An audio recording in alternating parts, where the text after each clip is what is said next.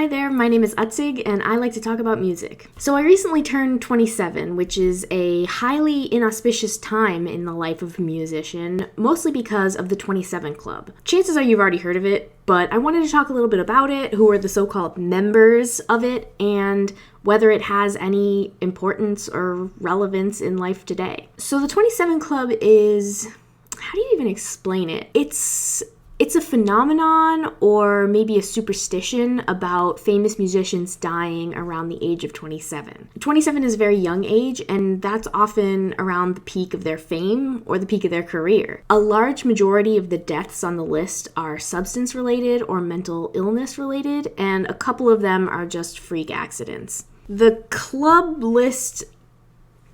Are you for real? Can you see that from here? No. Okay, good. The club list doesn't only include musicians. There's also a couple of artists and actors, so on. But for my purposes, I just want to talk about the musicians today.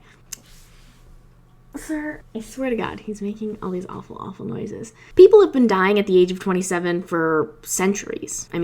I assume so, right? But it was Kurt Cobain's death in 1994 that really called attention to the pattern that had been established over the 20th century. The person who's usually first on most 27 Club lists is actually Robert Johnson, whom I've spoken about before. You can see the video on my history playlist, just saying. He was an up-and-coming blues guitarist out of the Mississippi Delta, and he passed away due to pneumonia and strychnine poisoning. Very mysterious circumstances surrounding his death. I might make another video on that, but we'll see. There was Brian Jones, another guitarist, who died barely a month after being fired from the Rolling Stones. Then there was a cluster of Woodstock deaths. Alan Wilson, Jimi Hendrix, Janis Joplin, and Jim Morrison. He didn't actually perform at Woodstock, but he was invited, so I count him. He turned it down.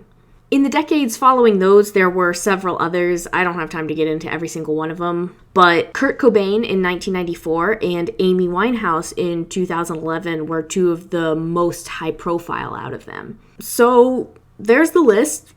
What's the point? Why should we even bother with this list anyways? Well, it's a complicated answer. Personally, as a music historian and someone who likes all things supernatural and macabre... Master, this is pretty macabre. I think it's very interesting. It's certainly unusual and maybe a good trivia fact. Outside of my own sort of morbid curiosity, I think that what really bothers me about the 27 Club is that it's used as like sort of a general sweeping statement about music ability being inherently tied into suffering. People will say stuff like, "Oh, the tortured artist, that's just the price of being great. One must suffer for their divine art. There's no fixing it." Oh well. Like, no. When someone hand waves away these deaths as simply the consequence of being an artist or living the rock and roll lifestyle, it's just like they're giving themselves an excuse to not look at the root cause. The root cause is complicated, it's ugly, and a lot of times the public has something to do with these deaths. In the weeks and months before a lot of these people died, they were being ridiculed by gossip columns, tabloids, even their own fans on a few occasions if they had done a poor performance due to their illness. I understand why people would feel uncomfortable thinking about that and how maybe their actions had contributed to something as awful as the death of a young artist, but it still needs to be addressed. The 27 Club is made up of talented and famous people, but they're just people. They suffer from mental illness and substance abuse disorder just like maybe you have, or I have, or your family, your friends. They're not just like that for fun because of their status. Yeah, the industry definitely doesn't do much to help with mental illness or substance abuse disorder. The money makes it a lot easier to access those substances.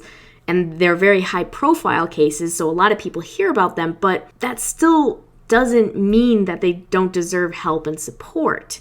And most importantly, when they do get help, that doesn't mean they're going to be less creative or less talented. That's just a really gross assumption that we've kind of come to expect, I think.